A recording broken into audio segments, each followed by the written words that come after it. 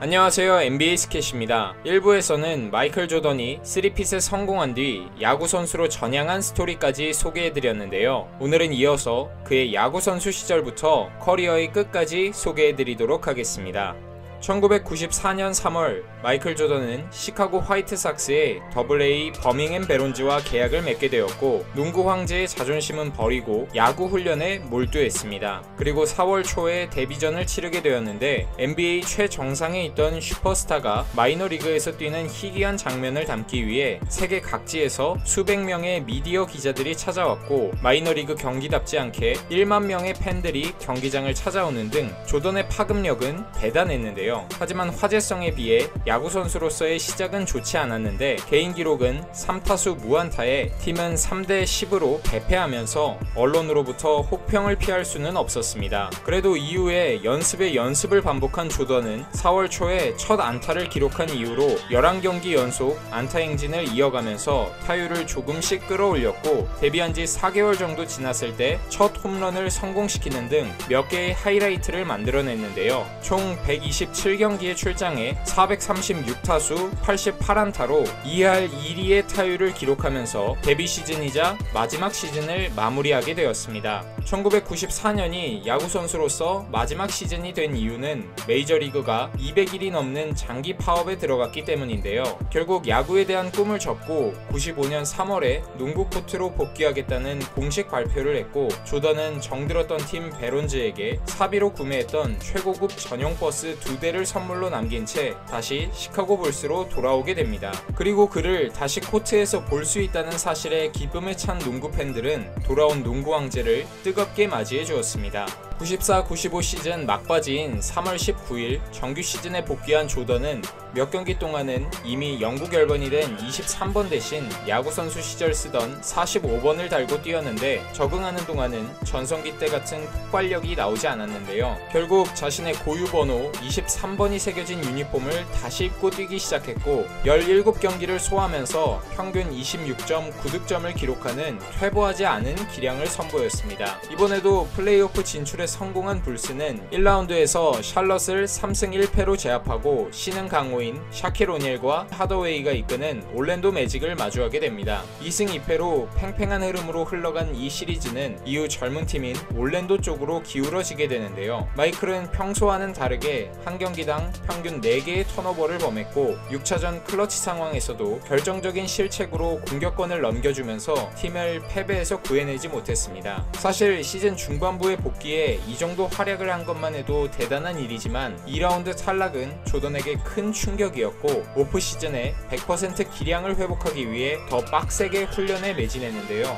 그리고 95-96 시즌 혹독한 훈련 후 돌아온 조던은 다시금 황제의 면모를 보여주기 시작했습니다. 주전 라인업이 너무 나이가 많아 체력에 문제가 있을 것이라는 주변의 우려는 기우였는데, 조던은 부상 없이 82경기를 모두 주전으로 소화하면서 평균 30.4득점, 6.6 리바운드, 4.3 어시스트를 기록하는 등 체력과 실력 모두 녹슬지 않았음을 증명했습니다. 또한 최고의 콤비인 스카티 피펜과 이번 시즌부터 합류하게 된 데니스 로드맨도 뛰어난 수비력으로 팀에 공헌했고, 결국 불스는 정규 시즌 72승 10패로 NBA 한 시즌 최다승을 갈아치우게 됩니다. 조던은 다시 득점왕이 되었고, 로드맨은 리바운드왕, 그리고 조던, 피펜, 로드맨 3명 모두 디펜시브 퍼스트 팀에 뽑히면서 기분 좋게 플레이오프 무대로 향했습니다. 어느 때보다 막강한 경기력을 보여준 불스는 플레이오프에서도 마이애미와 뉴욕, 올랜도까지 쉽게 격파하면서 3년 만에 다시 파이널 무대에 돌아왔는데요. 상대는 숀 캠프와 게리 페이튼이 주축인 시애틀 슈퍼소닉스였습니다. 조던은 등 부상을 안고 뛰면서도 평균 27.3득점을 넣어주면서 제 몫을 내줬고, 당시 35살 노장이었던 로드맨은 파이널 매 경기마다 양팀 가운데 최다 리바운드를 따냈고, 피펜은 포인트 가드 역할까지 소화해주는 등 모든 팀원들이 각자 할 수 있는 역할을 조화롭게 수행하면서 먼저 3연승을 따냈습니다. 이후 2경기를 내주긴 했지만 홈에서 열린 6차전에 불스는 87대 75로 승리를 따내면서 조던은 다시 챔피언 자리에 복귀하는 데 성공했고, 어김없이 파이널 MVP까지 선정되면서 농구 황제로 완벽하게 돌아왔음을 보여준 시즌이었습니다. 최고의 시즌을 보낸 불스 불스는 전력 이탈 없이 이 멤버 그대로 96-97 시즌을 시작했고 이번 시즌에도 역시 69승 13패라는 압도적인 승률로 정규 시즌을 마감했습니다. 일찌감치 플레이오프 진출을 확정지은 불스는 1라운드에서 워싱턴을 3대0으로 지워버렸고 애틀랜타와 마이애미를 각각 4승 1패로 잡아내면서 작년에 이어 파이널 진출에 성공하게 됩니다. 그리고 조던이 과연 5번째 우승 반지를 얻어낼 수 있을지 많은 사람들의 이목이 집중되는데요. 파이널 상대는 칼 말론과 존 스탁턴 등 탄탄한 전력을 갖추고 있는 유타 재즈였습니다.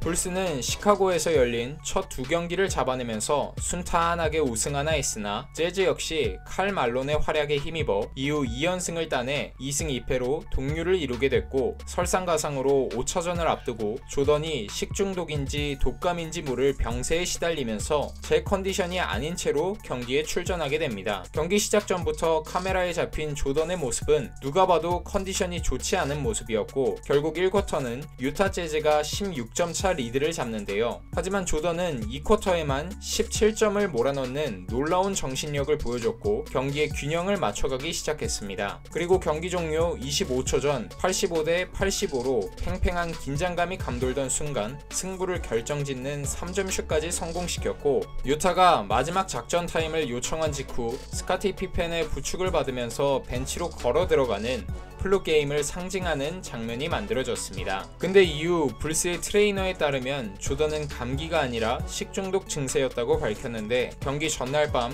호텔에서 주문해 먹은 피자가 원인이었습니다. 어쨌든 조던은 이날 경기에서 환자였지만 38득점, 7리바운드, 6어시스트로 활약하면서 팀을 기어이 승리로 이끌었고 이후 6차전에서도 좋은 흐름을 이어갔는데요. 조던은 39득점, 11리바운드로 맹활약했고 마지막 클러치샷이 필요했던 순간 스티브 커가 조던이 빼준 패스를 적중시키면서 백투백 우승에 성공하게 되었습니다. 조던은 5번째 우승과 더불어 5번째 파이널 MVP로 선정되는 기쁨을 누렸고 또한 우승 후에 시카고에서 열린 행사에서 스티브 커는 6차전 클러치 슛을 쏘게 된 비하인드 썰을 풀면서 조던과 화기애애한 분위기를 연출하는 등 즐겁게 시즌을 마무리했습니다. 그 다음 97-98 시즌 핵심 전력이었던 스카티 피펜이 발 부상으로 인해 정규 시즌 절반 가까이 결장했고 조던과 로드맨의 당시 나이도 노장 선수로 접어들면서 시즌 초반에는 5할을 겨우 넘기는 부진에 빠졌는데요. 그러나 피펜이 복귀한 이후로는 13연승을 질주하는 등 승률을 다시 끌어올리기 시작했고 결국 62승을 거두면서 상위 시드로 플레이오프 진출에 성공했습니다. 그동안 조던의 활약에 비교적 주목을 덜 받았던 피펜이 얼마나 팀에서 중요한 존재인지 가치가 드러난 순간이었습니다. 그리고 6번째 우승과 다시 한번 3핏을 달성하기 위한 여정이 시작되었고 1라운드에서는 뉴저지 네츠를 마주했는데요. 1차전부터 연장전에 가는 접전을 펼쳤지만 조던의 스틸에 이은 클러치 덩크에 힘입어 승리를 따냈고 다음 2경기도 모두 가져오면서 2라운드에 올라가게 됩니다. 2라운드에서는 글렌 라이스가 이끄는 샬럿 호네츠를 상대했는데 2차전에서 암스트롱에게 위닝샷을 얻어맞아 패배를 허용했지만 나머지 경기를 10점 차 이상의 큰 점수차로 이기면서 동부 컨퍼런스 파이널에 선착했습니다. 그리고 만나게 된 상대는 레리 버드가 감독이고 큰 경기에 강한 슈터인 레지 밀러가 있는 인디애나 페이서스였는데요. 페이서스는 7차전까지 불스를 위협하면서 그 어느 때보다 강력하게 몰아붙였습니다. 특히 4차전에서 레지 밀러는 조던을 뿌리치고 3점 슛을 성공시키면서 96대 94로 짜릿한 역전승을 거뒀는데요. 이후에 맞이하게 된 최종전에서 불스는 조던과 피펜이 평소보다 좋지 않은 슛감으로 4쿼터까지 끌려갔지만 토니 쿠코치가 21점을 넣으면서 공격에서 쏠쏠한 활약을 해줬고 4쿼터에 끈끈한 수비로 밀러를 무득점으로 막으면서 88대 83으로 5점차 승리를 거두고 NBA 파이널에 진출하게 됩니다. 대접전 이후에 맞붙게 된 상대는 작년에 봤던 유타 재즈였는데요. 시리즈 초반에는 서로 1승씩 가져가면서 균형을 맞췄지만 3차전에서 재즈는 불스의 수비에 꽁꽁 묶이면서 파이널 역사상 최소인 54득점을 기록해 42점 차로 최악의 패배를 하게 됩니다. 하지만 그대로 무너지진 않았고 5차전에서 칼 말론이 39득점으로 분전하면서 승리를 따내 6차전까지 승부가 이어졌습니다. 다들 체력적으로 힘에 부치는 상황. 조던은 이 경기에서 무려 45점을 기록하면서 팀을 캐리했는데 특히 마지막 20초를 남기고 1점 차로 뒤지고 있을 때 칼 말론의 공을 스틸한 뒤 프리드로우 라인에서 수비를 벗겨내고 라스트 샷을 역전슛으로 만들어냈습니다. 결국 시카고 불스는 1점 차 짜릿한 역전승을 거두고 4승 2패로 다시금 3년 연속 우승에 성공했고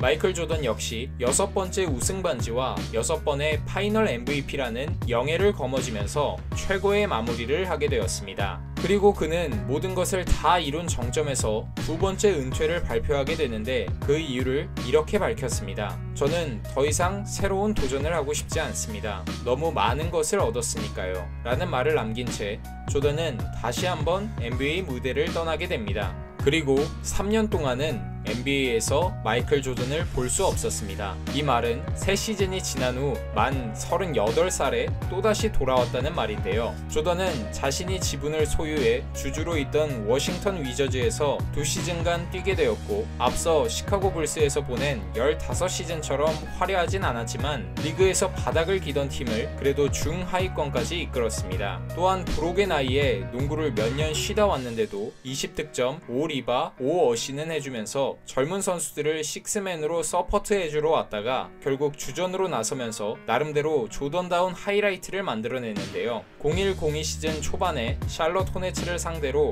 한 경기에 51득점을 퍼부으면서 클래스는 영원하다는 것을 몸소 보여줬고 02-03 시즌에는 정규리그 뉴저지 네츠와의 경기에서 40세의 나이에 43득점을 뽑아내 팀을 승리로 이끌면서 젊은 선수들의 귀감이 되어줬습니다. 그리고 2003년 4월 조던은 마지막 경기에서 21득점 8리바운드를 기록했고 경기장을 꽉 채운 팬들의 열렬한 환호를 받으면서 정말 마지막으로 농구 선수로서의 커리어를 마무리했습니다. 은퇴 이후 6년이 지난 조던은 명예의 전당 후보 자격을 얻어 2009년에 명예의 전당에 헌액되었고 연설에서 가족과 함께해온 동료들에게 감사를 표했습니다. 또한 틈틈이 가벼운 디스도 섞으면서 쪼잔함가은 모습으로 웃음을 선사했는데요. 마지막에는 이런 명언을 남기고 연설을 끝마쳤습니다. One day you might look up and see me playing a game at 50. Oh, don't laugh. Don't that.